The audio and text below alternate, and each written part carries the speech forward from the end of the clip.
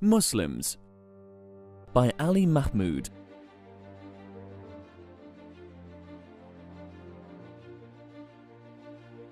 Episode 4.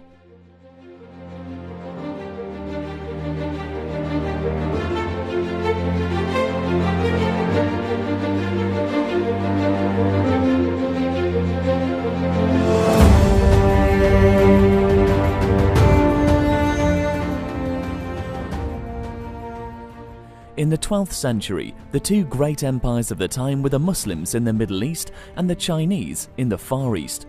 Between these two great empires lay a vast land, bypassed by history, whose inhabitants were the nomad Mongols, who lived as they had always lived, on horseback, in tribes without cities, without houses, without books. It was here that Temujin was born, who would later be known as Genghis Khan, the world conqueror. His father died and he was raised by his mother. Survival was not easy, and adversity turned the helpless and illiterate child into a warrior who created the greatest empire in history, a lawmaker whose yasa gave his people a code that endured long after his death, and a leader whose wisdom and discipline inspired and transformed his followers. He imposed a system based on merit. Young Temujin was captured and locked into a big wooden collar called a kang. He escaped, but knowing it was futile to flee with no horse, no food, and a kang around his neck, he appealed to the family that had been his recent jailer who hid him. Temujin had a magical ability to persuade and seduce. He was saved, and many years later he rewarded his saviors with the privileges of not paying taxes and sharing the emperor's cup. All those who helped Genghis were rewarded, all who resisted him were destroyed. The most important of the early followers of Genghis were two brothers, Jelmi, who once saved his life by sucking out the poison from an arrow that wounded the neck of the Khan, and Subutai, who went on to become the greatest general in history. Subutai conquered 32 nations and won 65 pitched battles.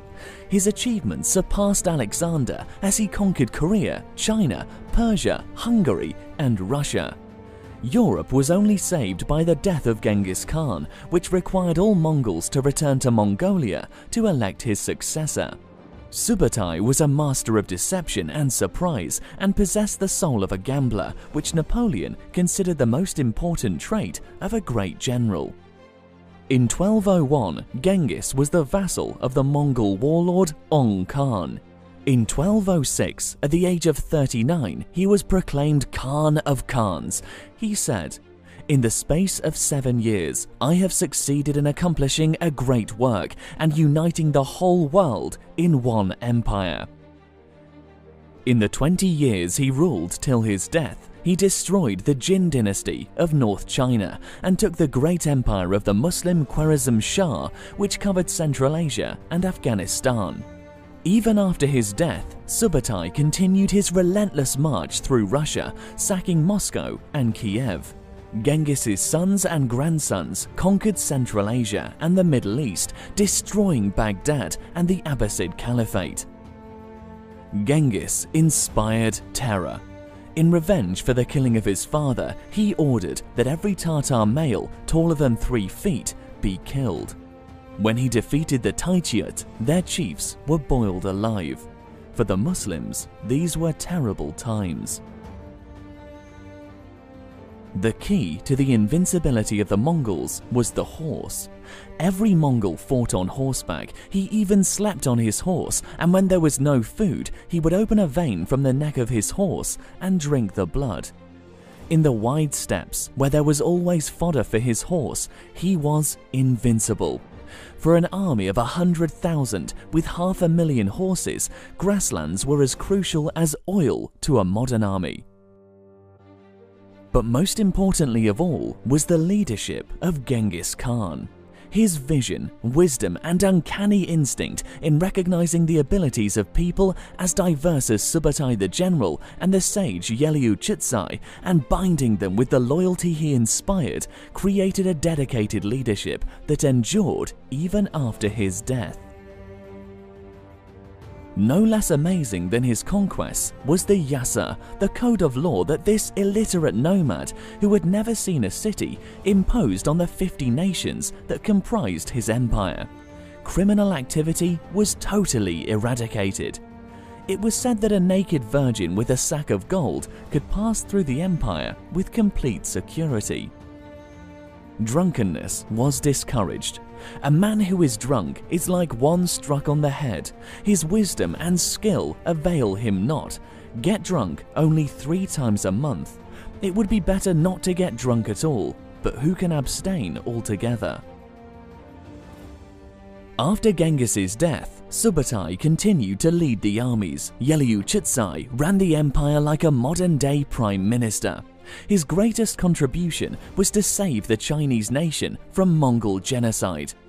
When the Mongols were tempted to kill the Chinese and erase their cities, Yeliu proposed an alternate policy of taxation to keep the wealth flowing to Mongol headquarters. The empire reached its peak under Mongke, Genghis's grandson, his brothers Hulagu in the west, and Kublai in China, and his cousin Batu in Russia. Mongke detested luxury, was not greedy for personal wealth, and was untouched by frivolous pleasure.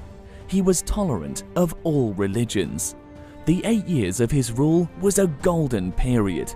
He died from cholera and Europe was saved as the Mongol generals withdrew. The Muslim Middle East was saved as Hulagu withdrew.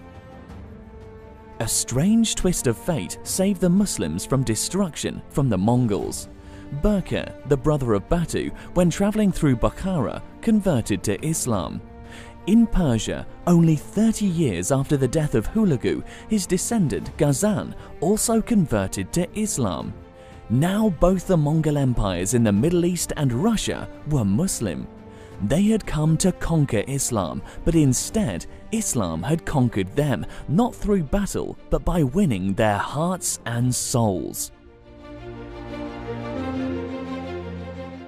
Timur, the last of the world conquerors, was an avid chess player whose intelligence was unmatched and whose strategies in war left him undefeated over his rule of 36 years, of which all but 2 years were spent campaigning in the saddle. He was unmatched as a rider, hunter, or warrior. He never laughed and in all his life never appreciated a jest. He ruled without ministers or advisors and succeeded in all his enterprises. He was kind and generous to all except those who did not obey him, and these he punished. He loved justice and the company of learned men. He rose from obscurity without advantage of family or wealth. His only advantages were his total fearlessness, his brilliant mind, and his amazing ability to inspire loyalty from his fellows. He married Sare Khanum, a descendant of Genghis Khan, and took the title of son-in-law. Timur offered a simple choice to his adversaries: surrender and you will be spared, resist and you will be annihilated. The great cities of Central Asia surrendered without a blow. Those that resisted were reduced to a tower of skulls as walls, trees, and people were destroyed. Timur's conquest of Persia was interrupted by news that Toktamish, Khan of the Golden Horde, was invading Timur's territory. This angered Timur, who could not tolerate invasion, particularly by Toktamish, who had previously come to Timur as a supplicant and whom Timur had restored as Khan of the Golden Horde. Toktamish as Khan was a very different man from Toktamish the fugitive. He ran a mighty empire and was an outstanding warrior who had learned the art of war under Timur himself. Timur hurried back to Samarkand and, despite the cold snow of winter, chased after Toktamish, who retreated 1,800 miles. When the armies met, Toktamish had the larger army and positional advantage. The Turks had Timur. The armies clashed and the fighting continued for 3 days. Toktamish, fearing for his life, withdrew. The Mongol army was smashed. Timur had shown that when 2 matched armies fight, it is the courage of the leader that determines victory and defeat. 3 years later, Toktamish was back.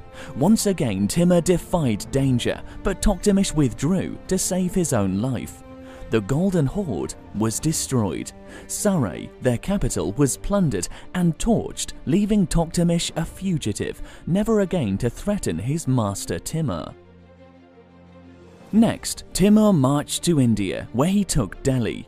When the Hindus made a suicidal stand, Timur ordered the massacre of the population. He then plundered everything of value, including a pair of white cockatoos, which fascinated him. In the Middle East, Timur had already conquered Iran and Baghdad. He now proceeded against the Ottomans, whose ruler, Bayezid the Thunderbolt, was renowned for his prowess in battle. Bayezid had the best infantry in the world. Timur had the best cavalry. The future of the world would be decided in the Battle of Ankara. Europe prayed for the victory of Timur. If Bayezid won, Europe was doomed to being absorbed into the Ottoman Empire. Timur repositioned his troops constantly to secure a positional advantage.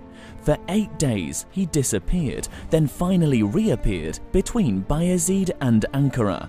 He lured Bayezid into a forced march to defend Ankara in a battlefield that offered all the advantage to Timur. 20,000 of Bayezid's troops had died from thirst and exhaustion in the maneuvers. Timur had as good as won the battle before the first blow was struck. As the battle raged, Timur, confident of victory, sat down to play a game of chess with his son. When Bayezid was captured and brought to Timur, he smiled. Bayezid, bold to the end, reprimanded Timur, saying that he should not mock one whom God has afflicted. Timur replied, "I smiled that God should have given the mastery of the world to a lame man like me and a blind man like thee." Bayezid died in captivity. Timur, now old and infirm and barely able to speak, set out to conquer China. It was winter and bitterly cold. Timur caught a fever and died on the road. His dying advice to his heir and grandson, Pir Muhammad, were, "Make justice the guide of all your actions, and the empire will long remain in your hands. But if discord and disunity creep in, ill fortune awaits you." Pir Muhammad never sat on the throne. Civil war destroyed the family, and within a century, the vast empire of Timur disappeared.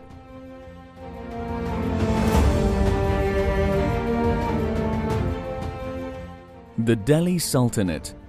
Muslim rule in India started with the conquest of the young and charismatic Muhammad bin Qasim, who met his tragic end sewn inside the skin of an ox as punishment for a crime he did not commit, victim to political intrigue back home. 2 centuries later, India was repeatedly plundered by the fierce warrior Mahmud of Ghazni, before being conquered by Muhammad Ghori, who left as his viceroy Qutbuddin Aibak, the first ruler of the Delhi Sultanate, 34 kings from 5 dynasties: the slave kings, the Khaljis, the Tughlaqs, the Sayyids, and the Lodis. These Muslim conquerors were a minority group with relatively small professional armies, islands in the ocean of Hindu majority. They belonged to a different race, practiced a different religion, and were courageous warriors who feared nothing. The Hindus were divided by the caste system and did not oppose the foreign invaders. Did it really matter who ruled? The power politics of the rich and powerful made no difference to the harsh economic reality of their day-to-day struggles. Qutbuddin died after 4 years when his horse fell in a polo game. His son was unfit to rule, so the crown passed to his son-in-law, Iltutmish. Iltutmish had been purchased as a slave by Qutbuddin. One night, Qutbuddin at a banquet distributed gold to his courtiers. When Iltutmish gave his entire share to his soldiers, Qutbuddin, recognizing his greatness, married him to his daughter and raised him to the highest office. The kingdom prospered under his just rule. When he lay dying and was asked about his choice as his successor, he said, "My sons are given over to the follies of youth. There is no one better to rule than my daughter, Razia." She had all the qualities of a great king, but she was not of the right sex, and so in the estimation of men, all her virtues were worthless. Civil wars broke up the family, the people rose in revolt, killed the sultan and installed Razia not as sultana, but as sultan. Razia's choice of the Abyssinian Yakut as her favorite scandalized the power brokers who killed him and imprisoned Razia. She used her charms to captivate her jailer, the governor of Bathinda, whom she married. Together, they escaped and marched on Delhi. Her army was defeated, she fled, and was found sleeping in a field by a peasant who killed her to steal her ornaments and fine clothes. So died Razia, a great monarch, wise, just, and leader of her armies in battle. The weak 17-year-old Mahmud was crowned. He had no interest in ruling, but was lucky that an exceptionally capable slave, Balban, handled his government for 20 years till Mahmud's death, and then for another 20 years as Sultan himself. Balban was a great leader, ruthless in enforcing justice, discipline, and efficiency. In his 40 years in power, he never jested or laughed. Balban saved Delhi from the Mongols, but his son died in battle. The death of his son was more than he could bear, and within 2 years he died. The dynasty degenerated till finally Jalaluddin Khalji, the respected commander of the army, took over in a coup. He was, in turn, murdered by his ambitious and ruthless son-in-law, Alauddin, who scattered so much gold that the faithless people easily forgot the murder of the Sultan and rejoiced over his succession. On reaching Delhi, he blinded the princes, arrested their mother, and ruled for 20 years as one of the most important and powerful rulers in the history of India. Alauddin Khalji was an unusual man. Bad-tempered, obstinate, hard-hearted, and cruel, he was a control freak who kept no advisors and took no advice. He worked obsessively for the good of his subjects, but said no prayers and did not even attend Friday prayers at the mosque. He was remarkably successful in all he put his hand to. In only 3 things was he frustrated: his futile attempt to ban alcohol, his passion for the Hindu queen Padmina, who committed suicide, his inability to control his wife, whose father he had murdered. Alauddin repeatedly defeated the Mongols in battle. Delhi no longer feared them. He ruled as a tyrant with an efficient spy network. Corruption was eliminated, and his capable lieutenants remained loyal to their sultan. He was a brutal dictator, of whom it was said no more prosperous times than his had ever fallen to the lot of any Muslim sovereign. But age eroded his health, and his favorite, a converted Hindu named Kafur, grew in strength as commander-in-chief and vizier. Among the treasures captured in war by Kafur was a diamond whose value was sufficient to feed all of the people of the world for 2 days, the Koh-i-Noor. Alauddin died, and Kafur became regent to his 6-year-old son, arresting, blinding, and murdering potential rivals in the family. He was, in turn, killed by the degenerate and debauched prince Mubarak, who became sultan. Mubarak cast aside all decency, attending court dressed as a woman and sometimes stark naked, mouthing obscenities. He executed his 3 brothers and was a raging homosexual whose obsession was a Hindu slave known as Khusrav. But as intensely as Mubarak loved Khusrav, Khusrav hated his master and planned to kill him. After killing the Sultan, Khusrav ascended the throne, married the widow of his master, and gave the wives and daughters of the nobles as concubines to his Hindu supporters. It was a Hindu coup, and positions of power were taken by Hindus. The Muslim Turks rallied under the leadership of the respected commander Ghazi Malik. Khusrav's generals joined battle, and the historian Barani described the scene. So these foolish, ignorant lads went forth, like newly hatched chickens just beginning to fly, to fight with the veteran warrior Ghazi Malik, who 20 times had routed the Mongols. Khusrav was killed, and Ghazi was crowned as Ghiyasuddin Tughlaq, a just ruler who restored prosperity, but was killed when the roof of a building collapsed upon him. He was succeeded by his son Muhammad, who was brilliant and highly educated, but nothing that he tried succeeded. His intentions were noble, but his execution was a disaster. He was hated by his people, rebellion was rife, and his policies caused an economic collapse. He died in 1351 and was succeeded by his cousin Feroz Shah, and India recovered like a sick man after an exhausting fever. Feroz Shah ruled for 37 years and was ably assisted by his vizier Makbul Khan, an illiterate but brilliant Hindu convert. Together, they rebuilt the empire. Feroz died at the age of 90, loved by his people. India was then hit by a disaster. Timur the Conqueror came, sacked Delhi, and slaughtered the population. Delhi never recovered till the rule of Babar. The general Khizr Khan had wisely joined Timur, and when Timur departed, ruled as his viceroy. Khizr's Sayyid dynasty was short-lived and was followed by the Afghan army commander Bahlul, who founded the Lodi dynasty and ruled for 39 years. The last of the Lodis, Ibrahim, was also the last king of the Delhi Sultanate. Ibrahim lost India and his life to Babar at the Battle of Panipat in 1526. Ibrahim was a good general with an army of 100,000 men against Babar's 24,000 soldiers. He also had 1,000 elephants, but Babar came with a new weapon that Ibrahim and his men had never seen before, the matchlock musket. It was this weapon that gave victory to the Ottomans and the Mughals, the two rising empires of the day.